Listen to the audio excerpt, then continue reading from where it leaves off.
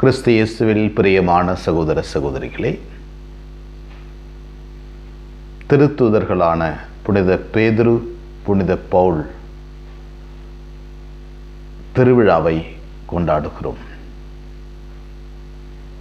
திருச்சபையினுடைய பிரசித்தி பெற்ற தலைவர்களில் இவர்கள் இருவர் மிக முக்கியமானவர்கள். இயேசுவினுடைய வார்த்தையினால்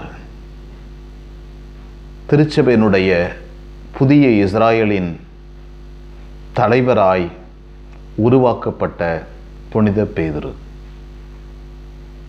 இயேசுவினுடைய எல்லா நிகழ்வுகளிலும் கூடவே இருந்து இயேசுவுக்காக எல்லாவற்றையும் இழந்து இறுதியாக தன்னுடைய உயிரை இயேசுவுக்காக கொடுத்து தலைகீழாக சிலுவையில் அறையப்பட்டு உயிர் நீத்த இயேசுவினுடைய அன்பு சீடர், இயேசுவினுடைய திருச்சபையின் தலைவர்.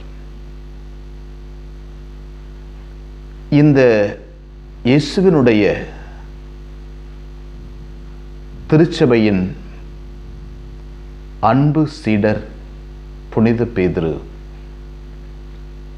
எவ்வாறு கடவுளால் வழிநடத்தப்படுகிறார், தூய ஆவியினால் தாங்கி வரப்படுகிறார், தூதர்களால் காக்கப்படுகிறார் என்பதை திருத்தூதர் பணிகளிலே நாம் வாசிக்கிறோம்.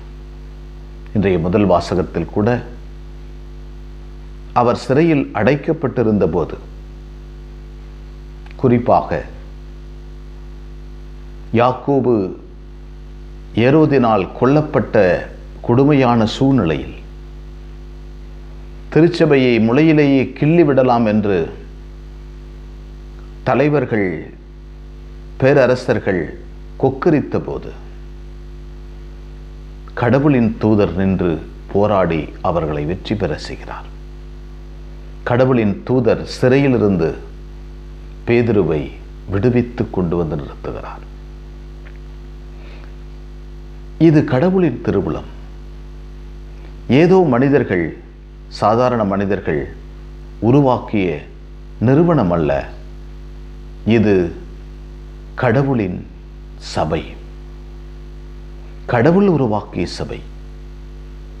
தந்தையை நோக்கி மக்கள் எவ்வாறு பயணம் செய்ய வேண்டும் என்று தந்தையே உருவாக்கிய ஒரு திரு அவை.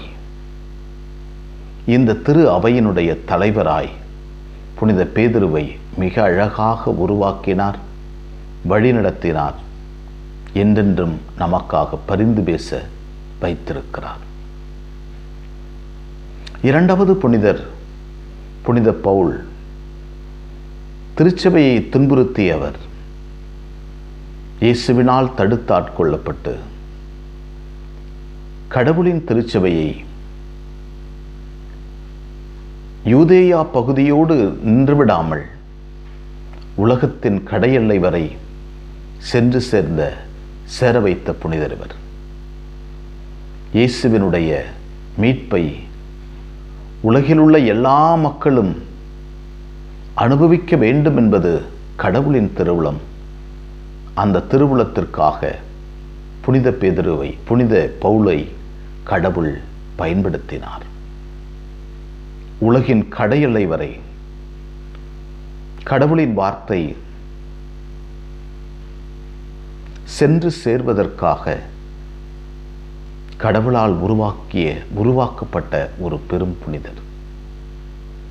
தன்னுடைய வார்த்தையினாலும் சேவையினாலும் பணியினாலும் எண்ணற்ற அற்புதங்களை செய்து புறையினத்து மக்களுக்கு கடவுள் வார்த்தையை கொண்டு போய் நிறுத்தி, திருச்சபை என்றால், கடவுளின் திருச்சபை என்றால் இப்படித்தான் இருக்க வேண்டும் என்று வரையறை வைத்து திருச்சபை தன்னிலேயே மேய்ப்பு பணியை சார்ந்தது என்பதை சொல்லி உலகத்திற்கு கொடுத்த உயர்ந்த புனிதர்.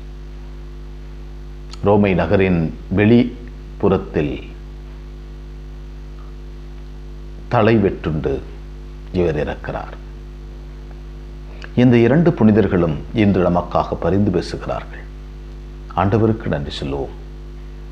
இந்த புனிதர்களினுடைய பாதத்தருகில் நாமும் நடக்கவும், இவர்களைப் போல தன்னலமில்லாமல் திருச்சபையை கட்டி எழுப்ப அருள் வேண்டுவோம். எங்களை நேசிக்கின்ற விண்ணக தந்தையை போற்றுகிறோம். நாளுக்காக நன்றி சொல்கிறோம். நீர் எங்களை படைத்து பராமரிப்பதற்காக நன்றி. மதுகோளும் நெடுங்கழியும் எங்களுக்கு ஆதரவாயிருப்பதற்காக நன்றி. உம்மை போற்றுகிறோம் ஆண்டவரே.